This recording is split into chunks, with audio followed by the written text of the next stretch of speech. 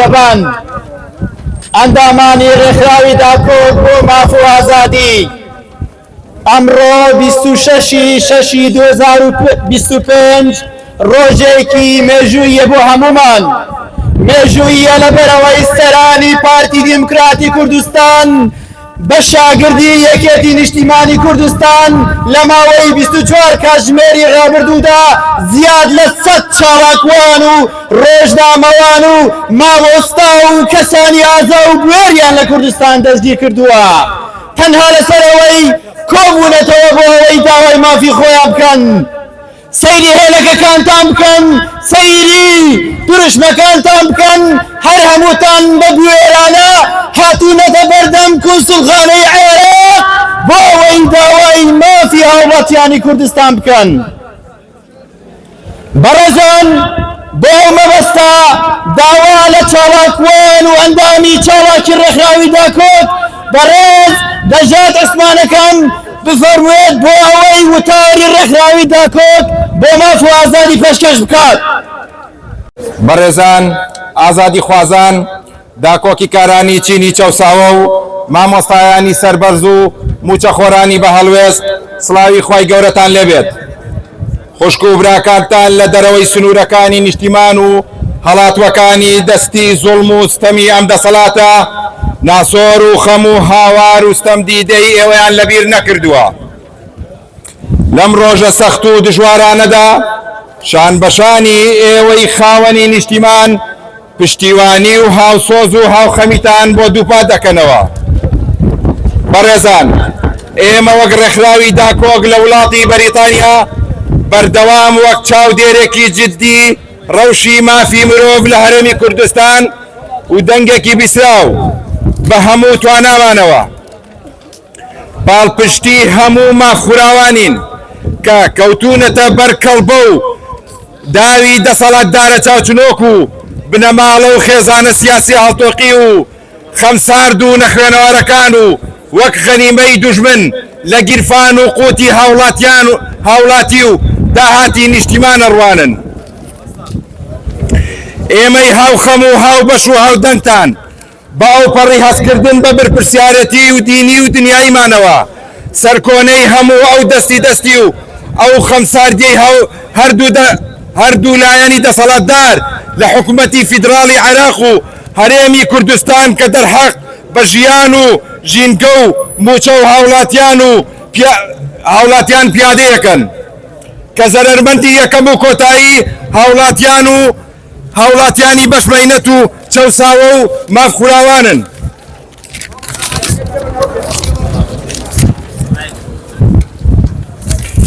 هاوڵاتیانی هەناسە سارد و ستەم دیدەی دەستی چەتە و مافیاکانی ناوخۆ و دەرەوەی پەیمانتان پێدەین لە ئێستا و داهاتوشدا تا خەم و برینی ئێوە ساڕێژ نەبێت، شەقام چۆڵ نەکەین و هەمیشە ببینە سەکۆیەکی کاریگەر لە دنیای دەرەوە تا خەمەکانی ئێوەی لێوە پەخش بکەینەوە و بە گوێی دنیای دەرەوەیدا بدەین. بەردەوام و سەرکەوتوو بێت خەباتی مەدەنیانەی گەل و ئازادی خوازان، ڕسوایی و شەرمەزاری بۆ عەلی باباکانی دەسەڵات. 26/6/2025 مانچستەر. سڵاوتان لێبێ بە خەراتنی هەموو لایەکتانەکەم. ئێسش لەسەری زنی مامۆسایان و فەرمانبەرانی هەرێمی کوردستان وتاری مامۆسایان و فەرمانبەران و ئازادی خوازانی کوردستانتان پێشکەشەکەم. وڵاتانی مرۆڤدۆست، ڕێکخراوەکانی ماف و ئازادی، ڕەوەندی کوردی لە دەرەوەی وڵات سڵاوێکی گەلی چەوساوە و مافخوراوی بێدەوڵەتتان لێبێت. بەڕێزان، وەک لە مێژە گوتراوە داری ئازادی بە خوێن ئاو نەدرێ قەت بەرناگرێ. لەژێر سێبەری ئەو دروشمەدا بۆ فەراهەمکردنی ئازادی و ژیانێکی شەرەفمەندانە گەلی کورد هەزاران لاوی کردە قوربانی. چیا و دەشت و بەرد و شاخەکانی ئەم نیشتیمانە بە خوێنی شەهیدەکان نەخشێرا و شاهیدی ئەو ڕاستیەن. بەڵام ئەفسوس لە دوای ڕاپەڕین و خۆبەڕێوەبەری کوردی تا ئەم ساتە ساڵ لە دوای ساڵ گرفت و قەیران و نائەمەتی بۆ ئەم گەلە دروست دەکرێت. لەلایەن کۆمەڵێک نابەرپرسی خێڵ و بنەماڵە و بازرگانی سیاسی چاوچنۆک و کۆمەڵێک دووکانی سیاسی بار بەسەر میلەتەوە. ئەمانە کاریشان کرد خەڵکیان نوقمی نەهامەتی کرد و گەنجەکانیان تەواو بێ هیوا کرد لە ژیان و ناچاریان کردن وڵات بەجێ بهێڵن بەرەو داهاتوێکی نادیار کۆچ بکەن و لە ڕێگەی مەرگدا چەندین گەنجی خێر لە خۆنەدی و بوونە قوربانی و خۆراکی باسی نێو دەریاکان. ئێمە وەک مامۆسایان و فەرمانبەران و سەرجەمتین و توێشەکان لە ساڵانی ڕاوردوودا بۆ باشترکردنی بژێوی و فەراهەمکردنی ئازادی سەدان خۆپیشاندانی هێمنانە و دەیان سەردانمان بۆ لای نوێنەری وڵاتان و پەرلەمانی عێراق و دادگای فیدراڵ و لایەنە سیاسی و ڕێکخراوەکان ئەنجام داوە. بەڵام ئەم دەسەڵاتە گەندەڵ و مرۆڤکوژ و مافیا ئاسایە بە هیچ شێوەیەک ئامادەیی نەبوو نییە داواکانمان بۆ جێبەجێ بکات. لەو سۆنگەیەوە ئێمە لە کوردستان گەیشتوینەتە ئەو بڕوایە ئیدی کاتی گۆڕینی نەخشەی سیاسی و کۆتایی هێنانە بەم جۆرە لە حکومڕانی. بۆ ئەم مەبەستە پێویستیمان بە هەماهەنگی و هاوکاری هەمووان هەیە تا پێکەوە بتوانین هیوایەک بۆ ژیانێکی شایستە بگەڕینەوە بۆ ئەو نیشتیمانیان. لە کۆتاییدا سپاسی بێپایانی هەموو ڕەوەندی کوردی و بە تایبەت ڕێکخراوی داکۆک دەکەین لە دەرەوەی وڵات کە هەمیشە بێمان دووبوون خەبات دەکەن و بۆ ئازادی و ژیانێکی شکۆمەندانە. مامۆسایان و فەرمانبەران و ئازادی خوازانی کوردستان 25/6/2025 آزادی آزادی آزادی آزادی آزادی آزادی سیکن چنو شیکی ناسکا آزادی آزادی آزادی آزادی ئێستاش داوا لە بەڕێز مەریوان عەبدولعەزیز دەکەین بۆ ئەوەی بە زمانی عەرەبی وتاری داکۆک پێشکەش بکە. الأعزاء محبي للحرية والمدافعين عن طبقة المضطهدة من الأساتذة والموظفين والمناضلين.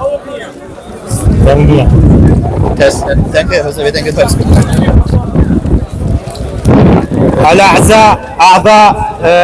منظمة داكوك المحبين للحرية المدافعين عن طبقة السياسية المضطهدة من الأساتذة والموظفين المناضلين، السلام عليكم ورحمة الله وبركاته. أخواني وأخواتي خارج حدود الوطن الهاربين من يد الظلم والاستبداد من هذه السلطة لن ينسوا معاناتكم وأحزانكم واضطهادكم وما تتعرضون له من الظلم في هذه الأيام الصعبة والعسيرة. نقف جنبا إلى جنب معكم، نحن معكم لتحقيق الأمان للوطن ونؤكد لكم دعمنا وتضامننا ونضالنا المشترك. الأعزاء من منظمة داكوك في بريطانيا فرع مانشستر نواصل بجدية الأوضاع لحقوق الإنسان في أقليم كردستان وكصوت مسموع، وبكل إمكانياتنا ندعم جميع المحرومين من حقوقهم الذين وقعوا تحت ظلم واشتباك هذه السلطة الاستبدادية وعائلات وعشائر السياسية الذين يسيطرون على قوت الشعب والسيطرة على ثروة الوطن، وعدم الرحمة من الموظفين والأساتذة والمواطنين ينظرون إليهم كغنيمة. ونقف معكم داخل الوطن وخارج الوطن منظمين مظاهرات، ونقف وقفة استنكارية ومشاركين ومتحدين معكم بصوت واحد وبأقصى درجات الشعور بالمسؤولية الدينية والدستورية ندين كل هذا التعسف والقسوة من كلا الجانبين في السلطة العراقية الفيدرالية وأقليم كردستان، والذين يمارسون ضد حياتكم ويأكلون معيشتكم وقوت المواطن ورواتب الموظفين، ويسيئون القضايا القانونية والإنسانية، حيث يكون المواطن المهمش والمضطهد والمحروم من حقوقه هو الضحية الأولى والأخيرة. أيها المواطنين المكرمون، أيها المناضلون والمظلومون على يد العصابات والمافيات داخل وخارج الوطن، نعاهدكم الآن وفي المستقبل حتى نقف معكم في أحزانكم ونصر على أن نأخذ حقوقكم من هذه السلطة، ولن ندع الشوارع فارغة، وسنكون دائما منبرا فعالا في العالم الخارجي لنسند همومكم ولوصولها إلى إسماع العالم الخارجي، ونستمر وننتصر المقاومة المدنية للشعب العراقي والشعب الكردستاني في الدرجة الأولى، والعار للسلطة العليا، والحرية للمواطن الحر. نحن منظمة داكوك للدفاع عن الحقوق والحرية في مانشستر 26/6/2025 وشكرا. جێک پێویستان پێی دەبێتەوە بزانن کێ بوون شوڕەشێکیان هەڵگیرساند و کۆتاییان بە ڕژێمەکانتان هێنا. تەسویرمان کەن لێتان بێمنەتین، لێرە لەوێ لە هەموو شوێنێک لێتان بێمنەتین. ئێمە ئەمڕۆ وەکو ئەندامانی ڕێکخراوی داکۆک لە شاری مانچستەر هەڵساین بە ئەنجامدانی خۆپیشاندانە بۆ پشتگیری مامۆستایان و فەرمانبەرانی هەرێمی کوردستان کە بۆ ماوەی 55 ڕۆژە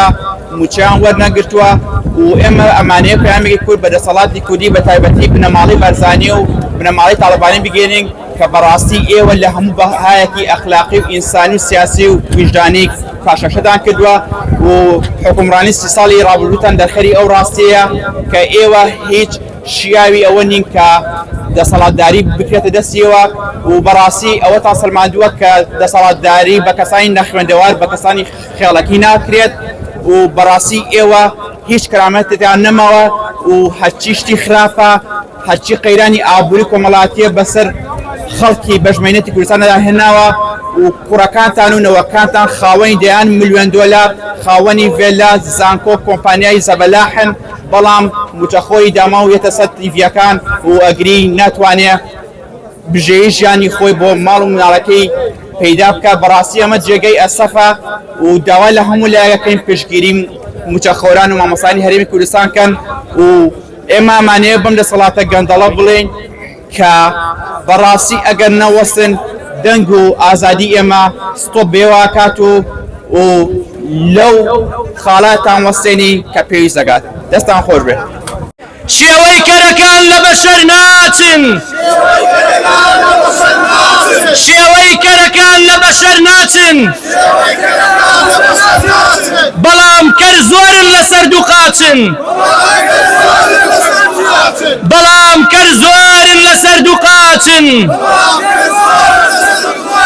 کەر هەیەتین و هەشە برسیە، کەر هەیەتین و هەشە برسیە، کەریشمان هەیە لەسەر کورسیە، کەریشمان هەیە لەسەر کورسیە. و مفتی پێنجوێنیش ڕەحمەت لە گۆڕی بێ لەو سەردەمە ئەم هۆنراوە جوانەی نووسیوە، بەڕاستی ئەڵەی بۆ ئەم سەردەمە بۆ ئەم کەسایەتی و سیاسیانەی کوردی نووسیوە. گەورەیەک بۆ کەس نەبێ سێبەری خۆم بۆ بگێڕم لە دەوری سەری، بەوشکی بۆچی ببمە مەیتەری وەختێک کە دەرکاو دەستم لەبەری. هەر بۆ خۆی دایم هەوڵی ژیان بێ، هەر بۆ خۆی دایم هەوڵی ژیان بێ، یەخوا ئەو گەورە بەشی نەمان بێ یەخوا ئەو گەورە بەشی نەمان بێ گەورەیەک چاوی لە فەقیر نەبێ گەورەیە چاوی لە فەقیر نەبێ دەربەس ژیانی جوان و پیر نەبێ دەربەس ژیانی جوان و پیر نەبێ ڕەنجی هەر بۆ خۆی ڕەنجی هەر بۆ خۆی بۆ بەرگونان بێ یەخوا ئەو گەورە بەشی نەمان بێ یەخوا ئەو گەورە بەشی نەمان بێ یەخوا ئەو گەورە بەشی نەمان بێ گەورەیەگی وەک خۆی نەڕوانیە لە من گەورەیەک وەک خۆی نەڕوانیە لە منێ خۆی پڵاو خۆر بێ من نانی هەرزمێ خۆی پڵاو خۆر بێ من نانی هەرزم سەرباری ئەوەش تاڵانی و کوشتنێ سەرباری ئەوەش تاڵانی و کوشتنێ ڕیشەی سەربەستیمە دەربێنێ لە بنێ ڕیشەی سەربەستیم دەربێنێ لە بن هەر خۆی قەڵەوکە و شان و ملپان بێ یەخوا ئەو گەورە بەشی نەمان بێ یەخوا ئەو گەورە بەشی نەمان بێ یەخوا ئەو گەورە بەشی نەمان بێ ئەی گەورە و میهرەبان چالاکوانانی داکۆک سڵاوتان لێبێ و بەخێر بێن هەموو لایەک بۆ شەرمەزارکردنی ئەو هەڵوێستە نائەخلاقیەی کە بەرامبەر بە فەرمانبەران و موچەخۆرانی هەرێمی کوردستان و هاوڵاتیانی هەرێمی کوردستان کراوە شەرمە بۆ دەسەڵاتێکەوە خەڵکەکەی برسی ئەکات و کاتێکیش ئەو خەڵکە لە برسا و لە گیرفانی بەتاڵیە داوای مافی خۆیەکە ڕوبەڕووی گرتن و لێدان و سجنیان ئەکاتەوە داوە شێن سیاسیەکانی هەرێمی کوردستان کە دوای 30 ساڵ نەتانتوانی خزمەتێکی بچکۆلە بە گیرفانی هاوڵاتیانی خۆتان بکەن بەو هەموو سەروەت و سامانەی کە ئێستا لە هەرێمی کوردستان هەیە و ئەی دزن حیزبیەکانی خۆیان معاشیان هەیە بەڵام فەرمانبەران معاشیان نییە ئەمە گەورەترین ئیهانەیە بە کەرامەتی هاوڵاتی کاتێک سەرۆکەکەمان ئەڵێ ئەگەر کەسێک کەرامەتی ئەوێ داوای پارە لە بەغا نەکات بەڵام ئەگەر کەسێک داوای پارەکە بچێ بۆ بەغا ئەی خۆتان بۆ بەغاتان کردووە بە ڕێگەیکانی بۆ پارەکانتان کەرامەتی مرۆڤ لەکوایە ئەگەر گیرفانی بەتاڵ بوو ئەگەر نان نەبوو بیخوا کەرامەتی لەکوایە نیشتیمانەکەی لێ بووە بە سجن و بەندیخانە کەرامەتی ئەو ئینسانە لەکوایە بۆیە داوا لە ئازادی خوازانەکەم لە هەرێمی کوردستان لە هەر کوێیەکن ئەگەر بە دەنگێکی دزمیش بێت داوای ئازادی و مافی خۆتان بکەن سپاس بۆ ئامادەبوونتان سپاس بۆ هەڵوێستی بێرانەتان هیوام سەلامەتی هەموو لایەکە و ئازادی بۆ وانەی کەوا ئێستا دەستگیر کراون زۆر سپاس ئازادی ئازادی دووبارە پێیان دەڵێن تاوەکو داکۆک وجودی هەبێ لە وڵاتی بەریتانیا لە شانشینیە گرت و لە هەموو شارەکان بەگوێی هەموو خەڵکا دەدەین کە ئێوە بڕواتان بە دیموکراسی نییە کە ئێوە بڕواتان بە ئازادی نییە بۆیە دوجار هەمومان بەیەکەوە هاوار دەکەین و دەڵێن ئازادی ئازادی ئازادی ئازادی ئەم پەیامەم بۆ دەسەڵاتی حکوومەتی هەرێمی کوردستان و عێراقا بە تایبەت یەکێتی و پارتی شەرێک مێ لەسەر نەفرەت نەفرەت لە سەر و سەرکردەتان نەفرەت لە ئێستا و ڕابردووتان لە خەبات و مێژوی ڕەشتان لە بارەگا و کۆیلەتان لە حکوومەت و پەرلەمانتان لە کورسی پۆستەکانتان لە پارە و بیرەنەوتان لە ئەخلاق و غیرەتان لە نۆکەر و جاشایەتیتان لە ڕەمز و چنگولتان لە بێبووچەییتان مەدەبوانی ئازیز و قەدرگرانم ئەی چینی چاوساوەی دەستی دەسەڵاتی کوردی مامۆسایانی سەربەست فەرمانبەران موچەخۆران خانە نیشان خوێندکاران کاسبکارانی ماند و کوێ گشتی کۆمەڵگەی کوردی بەڕێزان لە هەموودا ناشکرایە لە ساڵانی ڕابردوو دەسەڵاتی چەتەگەری کوردی هەموو سنوورەکانی ژیانیان لێکردوون لێتاڵ کردوین بەوەش نەوەستاون دەستیان بردووە بۆ خۆت و گریفانی کۆی گشتی کۆمەلگاکەمان لە مەشدا بەردەوام بێ ئەوەی کۆ بدەن هەروە لە سایی سەری جووت حیزب و جووت بنەواڵە هەرچی قەڵەمە دەستە بوو ڕایپێکی زیندان کران و تا ئێساش بەردەوامن ئەوەشی داوای حەقی خۆی کردی بێت وات بێت سەر شەقام ئەوانیشیان دەست بەسەر کردووە تاسەترین کاری قێزەونیان ئەوەیە کە پۆلێک مامۆسا و ڕێخەری خۆپیشاندانەکانیان دەستگیر کردووە لە تەنها لەسەر ئەوەی داوای خۆپیشاندانیان کردووە ئەمەش ڕاست و دروستی و پێناسی دەسەڵاتی کوردیمان بۆ ڕوونتر دەکاتەوە ئەگەر چی دەسەڵات ئەوێ بە زەبری هێز خۆی بگرێ بەڵام بێگومان ڕۆژە ڕەشەبای میلەت هەر ڕوخێنێت و ئاسەواریشیان نامێنێ بەڕێزان ئێمە لێرەوە دەنگ و ڕەنگی خۆمان نەخێنە پاڵدەنگی ئەو بە ڕێزانی ستڵ ناکەن کۆڵ نادەنەوە میشە لەسەر شەقامن لێرەوە بەسەر جەم و چەخۆران و ئاوەدانی کورد ئەڵێن ئێوە تەنیانین بەڵکو ئێمەش لەسەر هەمان ڕێچکە و ڕێگەی ئێوەین ئەوە دەسەڵاتی چەتەیە بێویستە بێتە ژێر داواکاری ئێوە ئەگەر وا نەکەن بێگومان ئێمە شێوازی قسە و شێوازی داواکاری خۆمان نەگۆڕین و پڕ بەگەرومان هاوارەکەین گەیم ئۆفەسون ئێوەمان نایە بڕۆن ئێوە ئەو بارە لایەن ئەگەر ئەمڕۆ بکەون و بڕۆن ڕاست نەبنەوە لە سوێ باشترە بەڵێ بۆ ڕاماڵێنی هەمویان بێجیاوازی بەڵێ بۆ ژیانێکی باشتر هەر شاد و سەرکەوتە بن لایەک دەکەم ئێمە وەکو چالاکوانی ڕێکخراوی داکۆک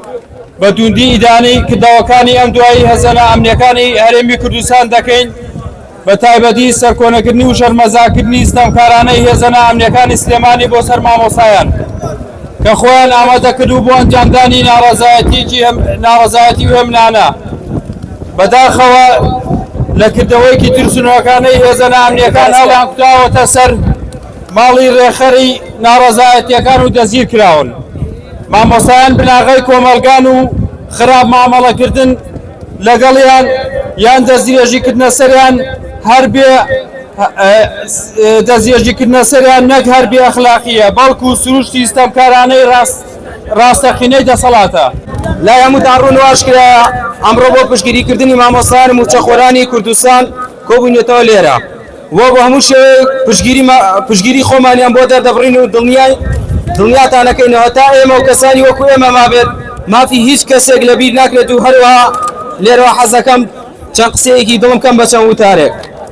تف لە ڕووتان لە ڕوخسار و ڕنگ و ڕووتان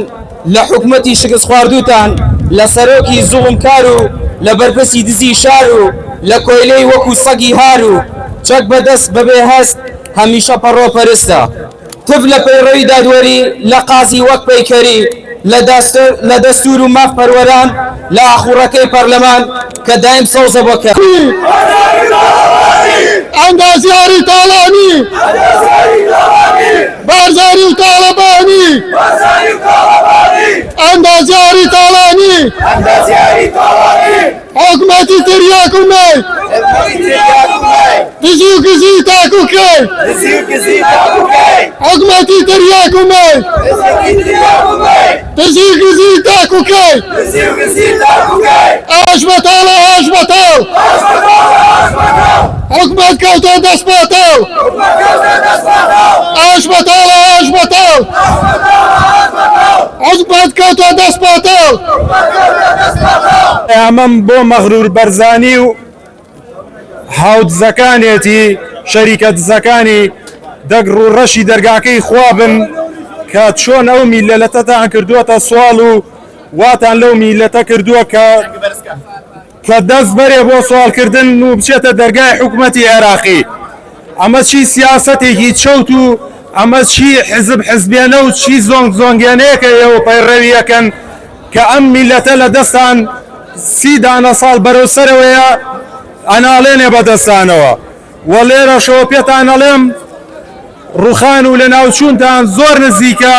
بە پشتیوانی ئەم هەموو چالاکوانەی کە ئیمڕۆ لێرە کۆبوونەتەوە و مامۆسایان لە هەرێمی کوردستان وە پێتان ئەڵێم تف لە خۆتان و سەرکردەکانتان تف لە مێژووی پڕکوشتن و خیانەتان لە بێ ئەمەکی و غیرەتان تف لە دەباشان و سەری ڕەشتان لە نۆکەری و سوالکردنتان تف لە دزی و موچەی نەهاتووتان لە ئەخلاقی قەت نەبووتان تف لحكومتي ما وبصر شو برلمانتان تف لو قلي كوا ايوه يكرب سلطان داكوك داكوك داكوكا لقل قندل داكوكا اي حكمتي اربينا برو اسمع لي بينا ملة شاوري مكان خفروش كاد بري يكن قبولو الريق خن پارەی دزراو بەشەکەن باوەڕ بەمانە مەکەن دزی قەت تەرک ناکەن میلەت هەمووی برسیە بەرپرسان باکیان نییە خوای گەورە و میهرەبان هەروەکو لای هەموو لای ئاشکرایە کە مامۆستایان سەرچاوەی پەروەردە و عیلم و فێرکردنن و هەمومان قەرزداریانین و مامۆستایان فێریان کردین کە چاوکراوە چاو نەترس بین بە تایبەتی بەرامبەر ئەو دەسەڵاتە گەندەڵ و دز و بێخەمە کە لەو پەڕی بێخەمیدا بەرامبەر مامۆستایان و فەرمانبەرانی خۆی و بە تەواوی توانەمانەوە پشتگیری هەر هەوڵێکی مامۆستایان و فەرمانبەران دەکەین بۆ بەدەستهێنانەوەی شکۆ مافەکانیان و داوای هەرچی زووتری ئازادکردنی پەرلەمانتار و مامۆستا و ستافی میدیاییەکان دەکەین و ئەو دەسەڵاتداری پارتی وەکێتیە ئەوەندە ترسنۆک و هیچن کە بەرگەی خۆپیشاندانێکی مەدەنیانەی مامۆستایان و فەرمانبەرانی خۆی ناگرێ و دەستگیریان دەکات. مەسرور بارزانی لە کۆنگرەکەی دوێنێ گوتی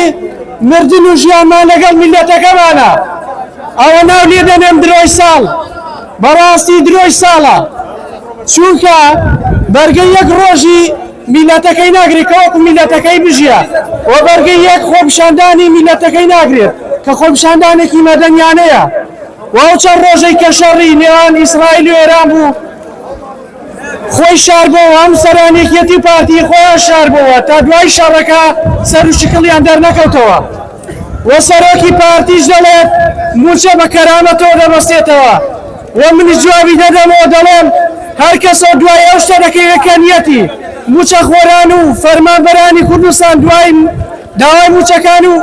مافەکانیان دەکەن ئێوەی دەسەڵاتداریش دوای کەرامەتتان دەکەون کەنیتانە. ئەز لەم گرتبوونەوەی ئێمە داکۆکیکردنی مامۆستایان و فەرمانبەرانە کە لەلایەن حکومەتی عێراقەوە دەستی بەسەردا گیراوە. حکومەتی کوردستانیش هۆکارێکە بۆ چەوسانەوە و برسیکردنی هاوڵاتیانی هەرێمی کوردستان. دوو حکومەتی دز و مافیا دەستیان ناوەتە قورگی هاوڵاتیانی هەرێمی کوردستان سەر ڕای نەبوونی ئازادی دەستیان بۆ نانی خەڵکیش بردووە و نانمان دەبەن و دەشمان کوژن. داوا لە کۆمەلگای کوردی و هاودەنگ بن لەسەر وەرگرتنەوەی هەموو مافەڕەواکانی خۆیان و داوا لە هەموو چالاکوان و ڕێکخراوە نێودەوڵەتیەکان و فشار بخەنە سەر دەسەڵاتدارانی عێراق واز لەو چەوسانەیە هاوڵاتیانی هەرێمی کوردستان بێنن نابۆ برسیکردنی هەرێمێکی 5 ملیۆنی. وەکو دیارە ئێمە دەمانەوێت بڵێن تا دەسەڵاتی ستەمکاری جوت بنەماڵەی مافیای پارتی وێچێتی وەڵامی داخوازیەکانتان نەداتەوە. ئێمە بەردەوام و بەردەوام دەبین لە پشتگیری مامۆستایان. ئێمە دەمانەوێت بە مامۆستایان بڵێن دڵنیابن ئێمە لەگەڵتانین. دوای نزیکی نەدانی موچەکانیان بۆ نزیکی 6 ڕۆژ دووبارە دەسەڵاتی ماوە بەسەرچووی کوردی لەوە دڵنیای کردینەوە کە جگە لە خیانەت و خاکفرۆشی هیچی تری لەدەست نایە. دەمانەوێت لێرە ئەوە بە مامۆستایان بڵێن ئێمە وەکو گەنجانی تاراوگا پشتیوانی مافەڕەواکانتانین و بەردەوام و بەردەوام دەبین تا دەنگتان دەگەێنین بە حکوومەتی بەریتانیا. جاش بەرزانی بڕوخێ تاڵەبانی جاش بەرزانی بڕوخێ تاڵەبانی مامۆستایان سەروەرن پارتی وەشێتی قۆمەلەی چەمە